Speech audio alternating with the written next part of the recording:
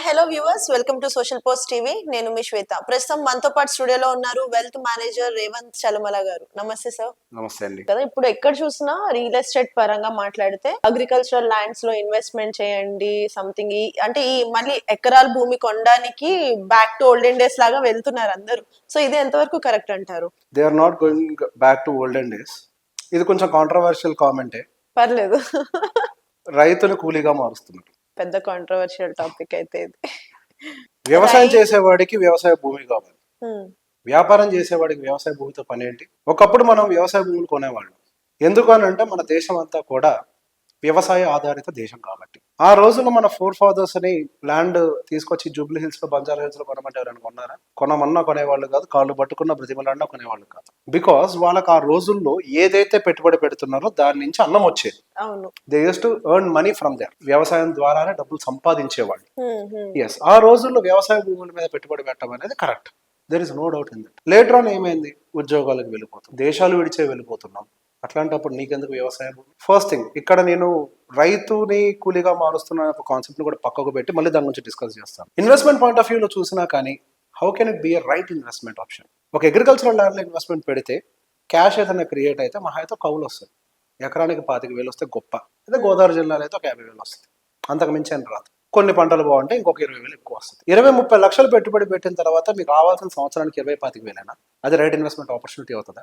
అదే మీరు ఆ డబ్బులు తీసుకొని వచ్చి హైదరాబాద్ లో, నాకు ఒక క్లయింట్ మొన్న ఇప్పుడు మాట్లాడు, హిమాయత్ నగర్ లో ఎప్పుడో 2004లో ₹1,00,000 పెట్టి ఇప్పుడు అది ₹1,00,00,000 అయింది. దాదాపుగా 25% చేయొచ్చు. ఇప్పుడు ఆయన ఎక్కడో వేరే కంట్రీలో ఉంటారు. సో బేసిక్ ఇన్వెస్ట్మెంట్ పెట్టేటప్పుడు మన పర్పస్ ఏంటో మనం ఆలోచించుకోవాలి కదా.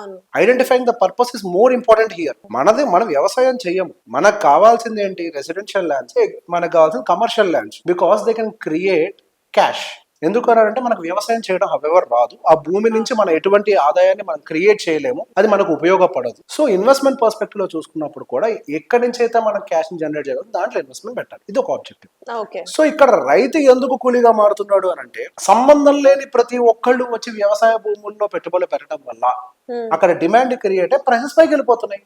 ఎంతమంది రైతులు నిజంగా ఓనర్లుగా ఉన్నారు ఆ భూములకి? ఎవరో ఒకరి దగ్గర కౌలు తీసుకొని చేస్తున్నారు, కూలికి పోలేక. అంతే, అభిమానం చంపుకోలేక కౌలు తీసుకొని పని చేస్తున్నారు తప్పించి ఎంతమంది నిజంగా ఓనర్లుగా ఉన్నారు? ఎక్కడెక్కడో ఉంటారు, ఎకరాల భూములుగా ఉంటారు. ఫైనల్ గా చేసేది ఏంటి అంటే, ఇది అన్నెసరీ డిమాండ్ అని క్రియేట్ చేశారు కదా. Where there is demand there will be high price. మనకి ఇప్పుడు రైతుకి కావాల్సినంత వరకే, అంటే వాళ్ళ వరకే వాళ్ళు కొనుక్కోవాలి అన్నట్టుగా ఉండుంటే గనక డెఫినెట్ గా దాని ప్రైజెస్ హై ఉండేవి కాదు. రైతు ఎప్పుడు ఆ భూమికి ఓనర్ గానే ఉండుండేవాడు. అట్లా కాకుండా అతి తెలివి ప్రదర్శించి డబ్బులున్నాయన్న గీరబట్టి తీసుకొని వెళ్ళి ఊర్లో నా బలుపు చూపించాలని, ఐ బెట్ ఆన్ దిస్, బలుపు చూపించడానికి తప్ప ఊర్లోకి వెళ్ళి డబ్బులు పెట్టాడు. కేవలం బలుపు చూపించడానికి డబ్బులు పెడతాడు. ఊర్లో నాకు ఇన్ని ఎకరాలు ఉన్నాయి, మా నాన్న జరగాలి. ప్రాక్టికల్ గా మాట్లాడుకోవాలి. నీ ఎంత మందిని గమనించాను, జస్ట్ ఏంటి అని అంటే ఊర్లో మాకు గౌరవం ఉండాలి. గౌరవం కోసం తీసుకొని వెళ్ళి వ్యవసాయ భూముల్లో పెట్టుబడి పెట్టే వాళ్ళ సంఖ్య ఎక్కువ. దెర్ ఆర్ ఫ్యూ పీపుల్, నాకు అట్లాంటి వాళ్ళు కూడా తెలుసు. ఇంకొక 5 సంవత్సరాలు పనిచేసి వెళ్ళి వ్యవసాయం చేసేసుకుంటా, ఫైన్. నీ ఫ్యూచర్ ప్లానింగ్ వ్యవసాయం చేసుకోవాలనుకుంటున్నావు, buy and land. There is no doubt. Agriculture హ్యాపీగా కొనుక్కో, ఎందుకంటే తర్వాత కొనగలుగుతావు లేదో ఎవరికి తెలియదు కాబట్టి. అది నీ పని కానప్పుడు నువ్వు ఎందుకు కొంటున్నావు? వెల్త్ పర్స్పెక్టివ్ లో నీకు పని చేయదు అది. ఇక్కడ నువ్వు వచ్చి ఇన్వెస్ట్ చేయడం వల్ల ఏం జరుగుతుంది? ఒక ఎకో సిస్టమ్ డిస్టర్బ్ అయిపోతుంది. ఎవరికైతే అందుబాటులో ఉండాలో అది వాడికి అందుబాటులో ఉండకుండా పోతుంది. అది జస్ట్ నీ ఈగో వల్ల, నువ్వు చూపించుకోవాలి అనుకోవడం వల్ల. నువ్వు ఉండేదేమో హైదరాబాద్ లో, 2 సంవత్సరాలకు ఒకసారి కూడా అక్కడికి పోవు. నీకెందుకు అక్కడ ఉండేటువంటి భూమి? మాక్సిమం ఆ ల్యాండ్ ని కాపాడితే మీ ఫాదర్స్ ఉన్నంత వరకు కాపాడతారు. ఆ తర్వాత దాని దిక్కు చూసేవాడు కూడా ఉండడు. నువ్వే నీ సొంతూరు కూడా పోవాలి తనంతరం. నీకెందుకు అక్కడ అసలు భూమి? పెట్టుబడి హైదరాబాద్ లో పెట్టుకో, విజయవాడలో పెట్టుకో, గుంటూరు ఊర్లో పెట్టుకో, ఎక్కడైనా పెట్టుకో. ఎక్కడైతే నీకు నిజంగా క్యాష్ జనరేటింగ్ అసెట్స్ క్రియేట్ అవుతాయో, క్యాష్ రెవెన్యూ క్రియేట్ అవుతుందో, రెంటల్ ఇన్కమ్ వస్తుందో అక్కడ పెట్టుబడులు పెట్టుకోండి.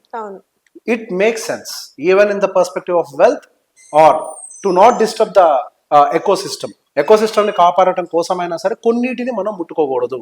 ఇప్పుడు ఇన్ని ఎకరాల భూములు రియల్ ఎస్టేట్ పద్ధతిలోకి వచ్చేసి లేఅవుట్లు అయిపోయి ప్లాట్ల రూపంలో అమ్మకాలు జరగడానికి గల కారణం వీళ్ళందరూ ఇంట్రెస్ట్ చూపించారు. అంటే ఎకరం భూమి అనేది చిన్నప్పటి నుంచి కూడా ఒక హై లెవెల్ స్టాండర్డ్ లో కనిపించేది, ఆ వర్డ్ ఒకటి, అంతే కదా. సో అంటే ఇప్పుడు ఎంత సంపాదిస్తున్నా, ఈవెన్ సాఫ్ట్వేర్ ఇంజనీర్స్ కూడా లక్షలో సంపాదిస్తున్నప్పటికీ ఎకరం భూమి ఉంది అని అంటే మనకి మంచి కట్నం ఇచ్చి పెళ్లి చేస్తారు. సో మాక్సిమం ఎకర్స్ మీద ఇన్వెస్ట్ చేయడానికనే వెళ్తున్నారు. ఏం చేస్తారు? ఎకరం భూమిలో దుప్పడేసుకొని పడుకుంటాడు. సాఫ్ట్వేర్ ఇంజనీర్ ఏం చేస్తాడండి ఎకరం భూమి మీరు ఇందాక అన్నట్టు చూపించుకోవడానికి అంతే కదా, దట్స్ ద పాయింట్. ఏం చేసుకుంటున్నాడు? ఏం చేసుకోరు, ఏమి చేసుకోడు కదా, దట్ ఇస్ ద పాయింట్. ఇప్పుడు ఎకరం భూమి ఉంటది కానీ నీకు ఉపయోగపడతదా? లేదు. ఉపయోగపడంది నీకెందుకు?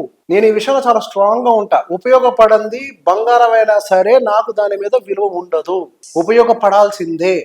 వెల్త్ పాయింట్ పర్స్పెక్టివ్ లో కూడా ఎటువంటి రియల్ ఎస్టేట్ అసెట్ అయినా సరే మనకు ఉపయోగపడే విధంగా దాన్ని కన్వర్ట్ చేయాలి. ఎప్పుడైతే క్యాష్ రిచ్ అసెట్ గా దాన్ని కన్వర్ట్ చేస్తామో అప్పుడు మన లైఫ్ కూడా సాఫీగా వెళ్తది. క్యాష్ రిచ్ అసెట్ ఈ రోజు బండెక్కి జ్వరం వచ్చినా, దగ్గొచ్చినా, తుమ్మొచ్చినా మనం బండెక్కి ఆ ట్రాఫిక్ అంతా దాటుకుంటూ ఆఫీస్కి వెళ్తే తప్ప జీతం రాదన్న భయం మనకు ఉంది కదా. అదే మీ రియల్ ఎస్టేట్ అసెట్స్ ని ఇన్కమ్ జనరేటింగ్ అసెట్స్ గా మార్చుకుంటే you will have extra income. అసలు ఈ సెకండ్ ఇన్కమ్ మన కాన్సెప్ట్ ఎక్కడి నుంచి వచ్చిందంటే అదే, నీ ఎగ్జిస్టింగ్ ఇన్వెస్ట్మెంట్సే ఇన్కమ్ ని జనరేట్ చేస్తే దాన్ని సెకండ్ ఇన్కమ్ అంటాం. ఇక్కడ మన కర్మ ఎట్లుంటది అని అంటే మనకు ఉండేటువంటి అర్ధగంట గంట ఫ్యామిలీకి ఇవ్వాల్సిన టైంలో కూడా తీసుకెళ్లి ఇంకో సెకండ్ జాబ్ చేసి సంపాదించడం చూసారా, నీ లైఫ్ నువ్వే పాడు చేసుకుంటున్నావు. And let me tell you, ఈ పనులు చేయటం వల్ల 45 సంవత్సరాలకు మించి ఏ ఒక్క సాఫ్ట్వేర్ ఇంజనీర్ పనిచేయలేకపోతున్నాడు. ఏ ఒక్క సాఫ్ట్వేర్ ఇంజనీర్ ఇప్పుడు నా దగ్గరకు వచ్చే మెజారిటీ ఆఫ్ ద క్లయింట్స్ యొక్క ఏజ్ 40 to 45 మధ్యలోనే. ఎగ్జాక్ట్ గా చెప్పాలంటే టు బి ప్రిసైజ్ టు 42. 40-45 కే రిటైర్మెంట్ ఎక్స్పెక్ట్ చేసేస్తారు. వల్ల కావట్లేదండి, హెల్త్ పాడైపోతుంది. ఎందుకు? Beyond the limits you are working. So basic గా సాఫ్ట్వేర్ ఇంజనీర్స్ కి ఇనిషియల్ గా ప్యాకేజెస్ ఎక్కువ ఉన్నా కానీ వర్క్ లైఫ్ ఎక్కువ ఉండలేకపోవడానికి గల కారణం ఏంటి అని అంటే beyond the limits they are working. అదే వర్కింగ్ ని మీరు కంట్రోల్లో పెట్టుకోవాలి అని అంటే you should have an extra income. ఆ ఇన్కమ్ ఎక్కడి నుంచి క్రియేట్ అవుతుంది అని అంటే క్యాష్ రిచ్ అసెట్ నుంచి. ఆ క్యాష్ రిచ్ అసెట్ ఏంటి? నీకు ఏది అవసరమో అది.